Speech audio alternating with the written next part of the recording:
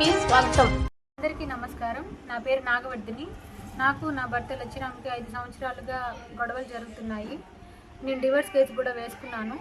అతనికి ఎన్నో అక్రమ సంబంధాలు ఉండడం వల్ల, మా అమ్మకి అతనికి వల్ల కూడా అక్రమ సంబంధాలు ఉండడం వల్ల నేను నా పిల్లల్ని నా దగ్గరకు చేర్చుకోవాలనేసి అలిపిరి పోలీస్ స్టేషన్ వారిని, సిఐ గారిని, ఎస్ఐ గారిని, నాగార్జున సార్ గారిని అందరినీ కలిశాను. వాళ్ళు నాకు ఎంతో హెల్ప్ చేసి నా పిల్లల్ని నాకు దగ్గర చేశారు. చాలా గొడవలు అయినాయి రాత్రి. అయినా కానీ నా పిల్లలు నాకు ఎంతో ఇదిగా నాకు హెల్ప్ చేశారు. సిఐ గారు, అలిపిరి సిఐ గారు, ఎస్ఐ గారు.